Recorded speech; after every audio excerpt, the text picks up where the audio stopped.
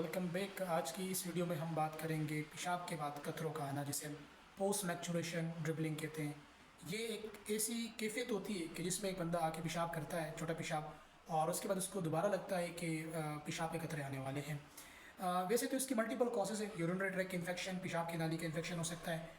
पेशाब के रास्ते के अंदर कोई पथरी वगैरह हो सकती है, किडनी के अंदर पथरी वगैरह हो सकती है, गुर्दों की सूजन जिसे हम हाइड्रोनेफ्रोसिस कहते हैं, ये कंडीशन भी हो सकती है। लेकिन ओवरऑल अगर आपने अल्ट्रासाउंड किया है किडनी, यूरेटर और ब्लैडर का, और आपको ना ही पथरी की शिकायत है, ना ही मसाने की नाली की, और ना ही गुर्दे की इन्फेक्शन है, तो इन मुमकिन ये है कि आप इसके अलावा कोई और मेडिकल कॉज के साथ आपको ये मसला हो रहा है।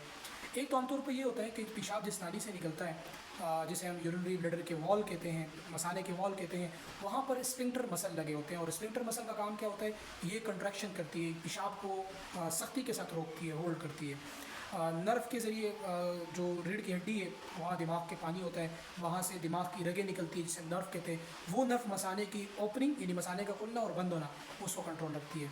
लेकिन कुछ, बल्कि बहुत सारे लोगों को ये मसला होता है, ठीक ठाक होते हैं लेकिन पेशाब के खतरे आते हैं। उसके बारे में बात करेंगे। आइए आपके साथ शेयर करते हैं डायग्राम। देखिए ये डायग्राम है, और इस डायग्राम में हम बात करेंगे ये जो स्ट्रक्चर है, ये पेनिस है जिसे हम अज़्व तनासल कहते हैं, रिप्रोडक्टिव ऑर्गन है। ये वाला जो एरिया है ये पूरा ये मसाना है। पेशाब यहाँ पे जमा होता है, ऊपर गुर्दों से आता है, यहाँ पे जमा होता है और यहाँ से निकलता है। ठीक है, हम इसे प्रोस्टेट ग्लैंड कहते हैं। गदूद होते हैं और इस गदूद से कुछ मादे का खराज होता है जो कि जिससे मनी बनती है। उसके अंदर प्रोस्टेट ग्लैंड की जो सिक्रीशन होती है, जो मादा होता है, वो मनी के अंदर शामिल होती है। और उम्र के तकाजा होता है ये प्रोस्टेट ग्लैंड जो इनलार्ज हो जाता है, हम इसे प्रोस्टेटस कहते हैं। 50 साल के बाद इसके चांसेस बढ़ जाते हैं। तो प्रोस्टेटस एक अलग कंडीशन है। यहाँ पे हम बात करेंगे ये जो मसल, ये जो एरिया है, ये जो ओपनिंग है, यहाँ से पेशाब निकलता है, हम इसे स्पिंक्टर मसल कहते हैं। स्पिंक्टर मसल जब क्लोज हो जाते हैं तो मसाने से पेशाब जो है ना लीक होता है ना निकलता है। लेकिन फिर जब हमें एहसास होता है दिमाग के ज़रिए, नर्व के ज़रिए कि मसाना भर चुका है, तो फिर हम जाके अवॉइड करते, पेशाब करते हैं। पेशाब यहाँ से आता है, यहाँ से जब पेशाब निकलता है ये पूरा एरिया यूरिथ्रा होता है, यहाँ से पेशाब खारिज हो जाता है। आम तौर पर ये होता है कि जो हम बात कर रहे थे कि पेशाब के बाद कतरे क्यों आते हैं, ऐसा क्यों महसूस होता है कि यार अब भी पेशाब आने वाला है, उसकी बुनियादी वजह है ये जो पीछे वाला हिस्सा है जो मसाने के बिल्कुल करीब है, ये बड़ी आंत का हिस्सा है जिसे हम रेक्टम कहते हैं। One of the major complication is constipation, कब्ज़। कब्ज़ जो है बहुत सारी बीमारियों की जड़ है। कब्ज़ खुद एक बीमारी है, और कब्ज़ के बाद जो बीमारी होती है पेशाब का मसला भी हो सकता है।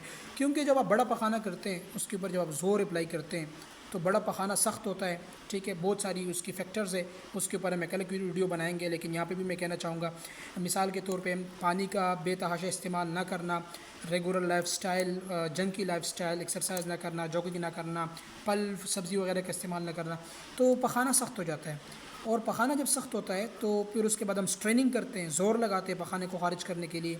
ये ज़ोर सामने जाके इस मसल्स के ऊपर पड़ता है, sphincter muscle. Ultimately urinary bladder जो क्लोज हो जाते हैं, तो कुछ पेशाब यहाँ पे रुका होता है, कुछ पेशाब अंदर रुक जाता है। फिर उसके बाद जब हम बाहर निकलते हैं तो हमें ऐसा लगता है कि पेशाब की नाली के अंदर अब भी कतरे हैं। तो उसके लिए बेहतर तरीका ये है कि तो कंस्टिपेशन को ख़त्म करें।